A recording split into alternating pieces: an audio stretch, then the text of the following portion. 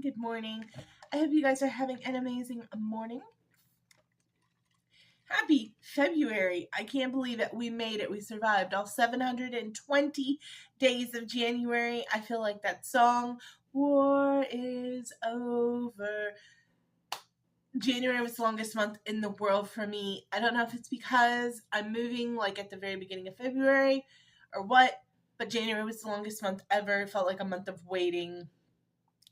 But I read 14 books in this month, so let's talk about it.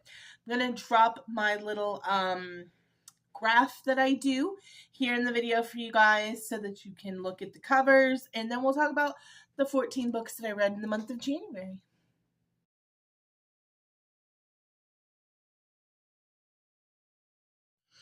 Okay, so that's them, the good, the bad, and the ugly, and there was all three of those in this month. I read probably one of my favorite books of the year, and I read one of the worst books I've ever read, and everything in between. So the first book I read was Chasm by Stacey McCowan, and that is book 2 to Ledge by Stacey McCowan. I really loved Ledge. I thought it was a really cool concept, but I do remember when she left the mountain area, I remember being like, ooh, that was kind of early in this book. And I was really enjoying like the survivalist aspect of it. And yeah, it kind of has just gone down the hill from there. They killed a major character at the end of the first book, and I was like, ooh, I'm intrigued to see where this goes. Only for them to be like in chapter 4 of the second book, haha, JK, he's not dead. And I was just like, that's a cop-out. So I gave Chasm a 3.5. It was enjoyable, it was a fun ride, but there were definitely blatant things that I did not like about this book. Do not think I will read number 3. If there is a number 3, I think I am good closing the curtain on that series for me. The second book I read in this year was my least favorite book of the year. Probably. Unless I read something astronomically worse. Fortune and Blood by Sadie Kincaid got a 1 star from me. That was being fucking generous. Honestly, I could have gave it no stars and been okay. It was the weirdest book that I DNF'd at 30%. She walks in on a girl being assaulted by like vampires, and this gang of vampires decides they're going to become obsessed with her and seduce her, and then there's like a perverted professor who kind of like encourages and keeps these vampire boys on a leash, and that's as far as I got because it just was weird to me. Very strong dark romance vibes. If you like that dark romance shit where they're obsessed and they stalk and they do harm and they put the women in weird situations, like, then this is for you. Fortune and Blood is for you. It's like that with vampires. If that's your thing, go ahead, you might enjoy it. I saw it everywhere on my FYP, which is why I even read it, because I normally would not read dark romance like that, but I love vampires. Black Dagger Brotherhood, that's my shit right there. But Fortune and Blood was just awful, guys. To me, that was just my opinion. Once again, if you love dark romance and you love being assaulted in books and things like that, then maybe this is for you. Was not for me. Next book I read was I told you I'm in my Hermione era. I read The Auction by, it's Julie Soto, but her name is Love's Bitcut 8 on AO3. Yes, 4 stars. Very, very good. Manacled is still my favorite, but that one came very close. I'm going to read the 2 kind of, but not really prequels to this that she also wrote that are supposed to be a little bit different vibes, like a different alternate reality. I'm going to read those, but this one, The Auction, was great to me, and I will be reading Rose and Thorns. I already pre-ordered a copy. That is the like non-fanfiction publication of this book that is coming out in July. We have to wait till September for The Alchemy, which is Manacled, but this book, The Auction, is coming out as Rose and Thorns in July. So I'm very excited for that. Dating and Dragons by Christy Boyce is I don't think it's necessarily in the sequel. Like, it's just a book 2 in the world she's built of dating. It's called Datings and Dragons. Dating and Dragons. The first one is called Dungeons and Drama. I loved both of them, and I gave this a 5-star. They are fun. They are very YA, but they are fun and they're cute and they'll make you giggle and kick your little feeties. And I just really enjoy Dungeons and Dragons, and I enjoy stories about teenagers liking Dungeons and Dragons, because when I was growing up as a teenager and liking Dungeons and Dragons, there wasn't a whole lot of books geared towards me. So I love this series. It's a 5-star from me. If you don't mind YA and you know the basics of Dungeons and Dragons, you'll really enjoy this book as well. Next up, I read The Alchemist by Paulo Coelho, which was a suggestion by one of my best friends, Vanessa, and she was like, this book really speaks to me.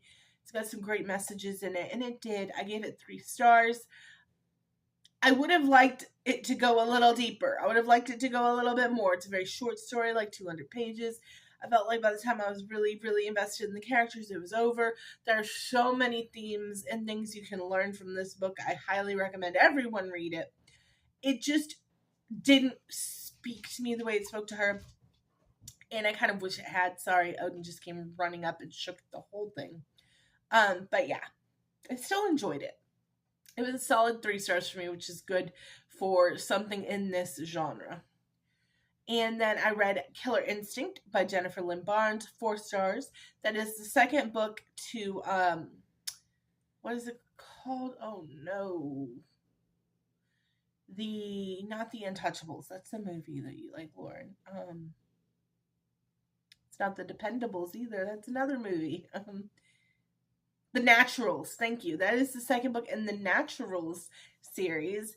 And I do not like Jennifer Lynn Barnes' Inheritance Games very much, but I do like this Naturals series. I've read the first 2 books. Both of them were really good. I gave Killer Instinct 4 stars, and I just really enjoy the characters in this. It is teenagers solving crime that have natural kind of abilities, I guess, that help them in crime solving. So if that speaks to you, check it out. Next, I read Draco Malfoy and the Mortifying Ordeal of Being in Love, and I gave that one 3 stars. I will tell you, it was slow burn, okay? There was not a whole lot going on in that one for me, which is okay.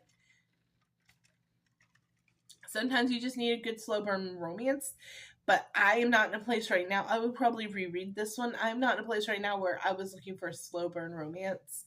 I did not realize that's what this was. Sometimes I just jump full feet into a book and not really know, there's another example of that, by the way, in this month. Not really know what's going on. And I'm just like, full send, I'm reading this. And this is that case. I just felt myself, it took me forever. I think I spent the most time on that book of any book this month. And I just would change the page and turn the page and just be like, okay, I'm not making any progress. It took me a week or more to read that book. And that was crazy for me. So I loved it. I thought it was fun and adorable and, love yearning. But it just wasn't where my headspace was. I have been enjoying a lot more fast-paced stuff right now just because I'm really using reading as a distraction during this move time. And so it wasn't for me this month. I still gave it 3 stars because I enjoyed it and it was good, but it took me a long time to get through. Next up, we have my nonfiction read of the month. And I said, so far we're 1 for 12. I'm so excited. I was going to read 1 nonfiction every month, and this book really helped me to decide kind of what genre I want to go to, and I've decided I do not want to do celebrity memoirs because I don't care. Don't care about celebrities. So I did Bossy Pants by Tina Fey this month, and I did do the Audible because it's read by Tina Fey, and that did make it a 3 star. It was fun, but I don't care about celebrities. I don't care who she rubbed elbows with on SNL. I just don't care. I don't even watch movies or TV that much, so I don't know why I thought a celebrity memoir was going to be the choice for me. I think because I'm trying to find my home in nonfiction so hard because I want to be a nonfiction girly so bad. Like, I will never be the epitome of a nonfiction girl where all I read is nonfiction. That's just not for me. Reading is too much of an escape, and I love my dragons and my fighting and my badass women. I can't leave fiction alone, but I want to read at least one nonfiction a month just because I've gone years with reading zero. So 3 stars for Bossy Pants. I think I've checked celebrity memoirs off my list. I don't think I want to do that unless it's somebody I really am interested in. I think I'm going to try something different for the month of February for my nonfiction pick. So that's that. Next, we read Zodiac Academy Book 1 and 2, guys, by Carolyn Peckham and Suzanne Valentini.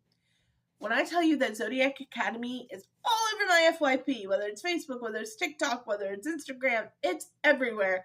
And people are like, oh my god, this book series changed my life. I respect that. But how? Why? I did not know, because people don't tell you. It was a bullying romance until I started reading it, and I was like, this is unusual. And then I looked at the cover, and it says right there, bullying romance. What? 750 people have told me about this book on the internet, and not one of them ever said it was a bullying romance. Because I'm not down with it. If you try to drown me by making the top layer of water ice so that I'm stuck under the ice, or you pee on me in your wolf form, I'm not falling in love with you. I don't want to be your best friend. I don't want to have your babies. I cannot do that level of Stockholm Syndrome or dark romance or whatever people are calling it. I can't do it. So DNF on book 2, I'm not finishing that series. I have zero desire to finish that series, unfortunately. Was the some of the concepts intriguing? Yes.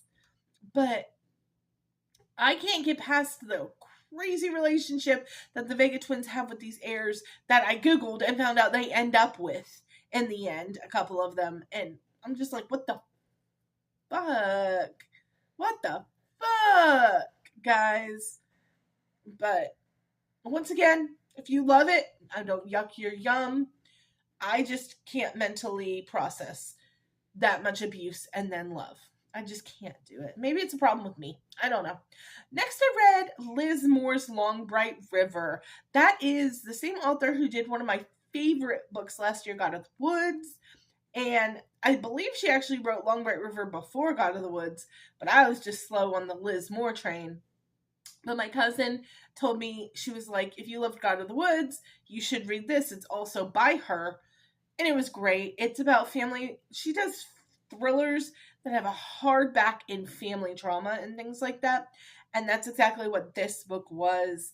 It is about a female cop in detective in Philadelphia? Yeah, I feel like Philadelphia, where drugs have really run rampant, and her sister is a drug addict on the streets. And she has to go into the dark underbelly, and it was just really, really good. And it tells 2 dueling point of views of like the past and the current time frame, and it was just really, really good, and I loved it. Long Bright River by Liz Moore, highly recommend. Onyx Storm by Rebecca Yarros, guys. I read it in 2 days, I think. So good. It got 5 stars from me. I don't want to hear it. That's why I don't judge somebody's yum. Because the same people who like Zodiac Academy maybe don't like Onyx Storm or the Fourth Wing series. They're like, oh my god, Xaden and Violet are so obnoxious together. They kind of are, guys. They kind of are, though. So I would love for a man to talk to me the way Xaden talks to her or treats her or whatever. That would be amazing. But I am there for the minor characters. Okay, Riddick stole the show in this book for me.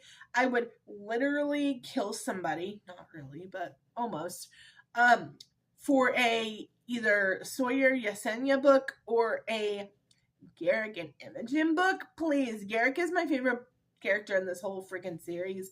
I love Bodhi. Shut up. I love the characters in this series, not just Crazy Violet and Xaden, who are so in love they're going to burn the rest of the world down. So, but I love this series, dude. It speaks to me. It put me in a book hangover so bad when I first read Fourth Wing. I remember, vivid memories from reading Fourth Wing, really punching me into, I think I was doing a lot of like sports romance and like cowboy romance at the time, and then I read Fourth Wing, and I did not turn back from fantasy for a long time. So yeah, absolutely loved Onyx Storm, got 5 stars. Next one was a 5-star also, and I'm so happy to say this because she's let me down a few times. But The Au Pair Affair by Tessa Bailey, oh my god, it was so freaking good. This is her first hockey romance, I think. But oh my god, it was so freaking good. I loved this book. This is the second book in like a little sports series she's doing. The first one was a golfer and his like mega fan caddy. It was okay. I don't remember. I'd have to go back and look what I gave it, but I feel like I gave it 3 or 4 stars. Like I enjoyed it. It was a fun ride. This motherfucker, The Au Pair Affair. Oh, she put crack in this one. Like I'm counting down the days. February 4th comes out the 3rd book in the series, and it's about a hockey teammate of the guy from The Au Pair Affair and his stepsister. Shut the fuck up. They've been setting it up for books. I'm so excited about this shit. I cannot wait.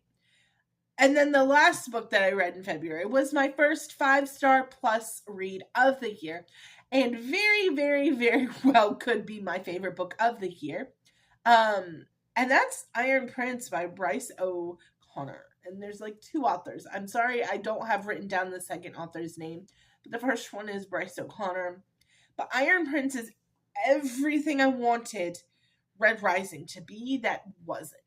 So it's like War College mixed with mech fighting, CAD fighting, like, oh my god, it's so good. I can't even describe it. It is dystopian, it is fantasy, it is relationships between these kind of college age kids. Like, it is so good. So good. And I never hear anybody talking about it. My friend Leah was like, this is one of my favorite books ever. You should read it. And I'm so glad that I did because it was phenomenal and I loved it. And holy crap, it was good. You guys, if you take anything from this month of January reading, Iron Prince by Bryce O'Connor, read it. You will enjoy it. If you like high fantasy, there's some yearning and some romance, but no smut. No smut in this series, from what I understand. So yeah, loved Iron Prince. I could see it being my favorite of the year, but it definitely was my favorite of January and definitely was a 5-star plus from me. So this has been a long video. That's everything that I read for the month of January. I love you guys so much. Thanks for sticking it out with me through this transitional period in my life. Cannot wait to show you my library here in February. I'm so happy it is February. I just want to scream and kick my feet because I'm so happy that it's February. And yeah, I love you all. And thanks for being here, liking, commenting, subscribing, sharing, whatever you do for me. I appreciate you. And I'll talk to you later.